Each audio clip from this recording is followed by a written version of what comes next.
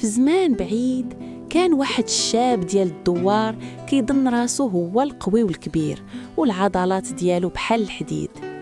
ولكن الحاج الحكيم اللي عاش عمر طويل وعقله حاضر قال ليه: يا وليدي، اللي فاتك بليلة فاتك بحيلة. ومن هنا غادي تشوفوا وليداتي اش كتسوى القوة بالعقل. كان يا مكان في قديم الزمان كان واحد الشاب سميتو عزوز. عزوز كان كيشوف راسو هو بطل الدوار، كيهز الصنادق الثقيله، كيجري مسافات طويله وعضلاته منفوخين. كان ديما كيقول: الزمان ديالي والقوه ديالي واللي كبر مني غير كيشرف ويخرف. واحد النهار السلطان ديال البلاد اعلن على مسابقه، اللي يوصل لقمة الجبل الأسود ويجيب بيضة النعامة من واحد المغارة غادي يتزوج بنت السلطان ويولي وزير. عزوز وجد راسو وهو خارج لقى الحاج بوعزة واقف كيتسناه. الحاج بوعزة راجل دوز السبعينات ولكن عينيه باقين كيلمعوا بالذكاء. قال ليه: يا ولدي، طريق صعيبة والليل غدار، خليني نمشي معاك ربما تحتاجني. ضحك عزوز وقال ليه: انت يا الحاج، انا غادي كنشق الارض وانت عكازك كيسبق رجلك، المهم الا بغيتي تماره تبعني. بداو الطريق. عزوز بدا كيجري بحال العاود، بغى يوصل قبل الغروب. وصل لواحد التقاطع ديال الطرق، طريق قصيره وعامره بالحجر والشوك، وطريق دايره وطويله ولكن مسرحه.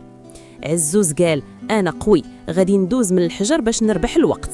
الحاج بوعزة بقى غادي في الطريق الطويله والمسرحه بخطوه ثابته.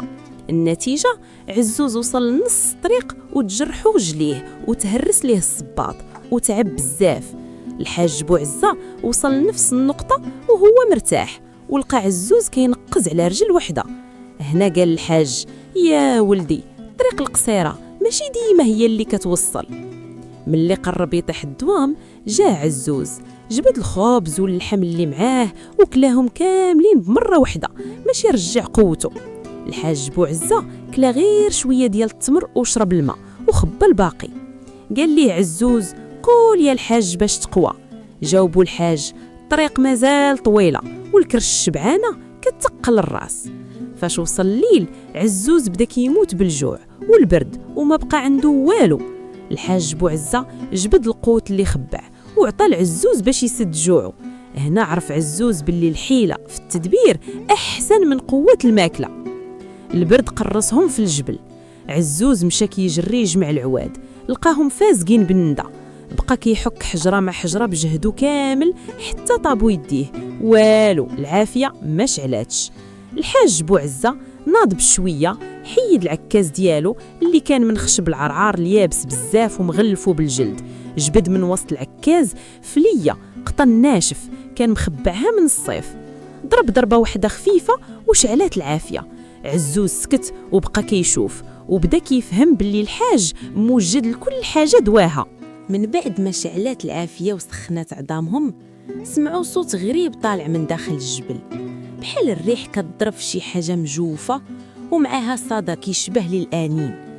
عزوز شد قبضة يديه وقال: هذا شي وحش ولا شي جن، غادي ندخل ونفرغ فيه قوتي. مد خطوة وحدة لقدام، ولكن الحاج بوعزة شدو من كتفو وقال بهدوء: وقف يا ولدي، الصوت راه ما كيهجمش غير كيهدر. شد الحاج حفنة ديال التراب ورماها في الاتجاه ديال الصوت. فجأة تبدل الصدى وبان باللي الصوت جاي من فراغ واسع ماشي من كائن. زاد الحاج وقال: لو كان شي خطر راه سكت ملي حس بينا، الخطر الحقيقي ما كيصيحش. عزوز حس بالعرق كيهبط من جبينه وما فهمش كيفاش الحاج عرف الفرق غير بالسمع والتجربة. هنا دخل الشك لأول مرة لقلبه: واش كل مرة ندافع نكون أنا الغلط؟ كملوا الطريق بصمت، وعزوز ولا كيدير خطوة ويحسب 10 في بالو قبل ما يدير الثانية. فاش وصلوا للمغارة لقاو بابها مسدود بواحد الصخرة كبيرة بزاف. عزوز زحم كتافو ودفع بجهده حتى عروق وجهه بغاو يتفرقعوا، والصخرة ما تحركات حتى مليمتر.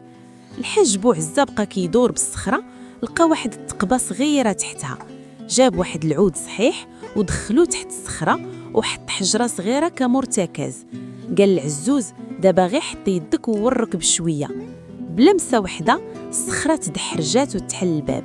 عزوز وقف مبهوط.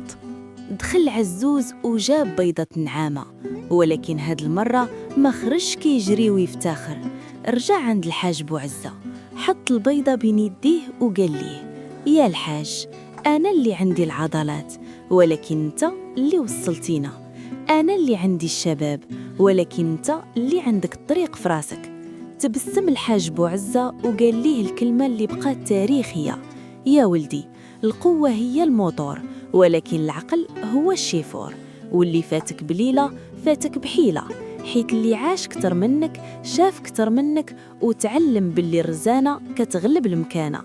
من ذاك النهار ولا عزوز كي ياخد الشور من عند الكبار قبل ما يدير أي خطوة بصباعه الصغار. وإلا عجباتكم هاد الحكاية يا وليداتي وداتكم لشي معنى من معاني زمان، ديروا ليها لايك وتبعونا بالاشتراك باش تبقى حكايات الجدات دايمة وتوصل من دار لدار ومن قلب لقلب. وهكذا بقات الحكاية كتحكى في الدواور باش يعرف الصغير قبل الكبير أن القوة بلا عقل بحال طريق بلا نهاية.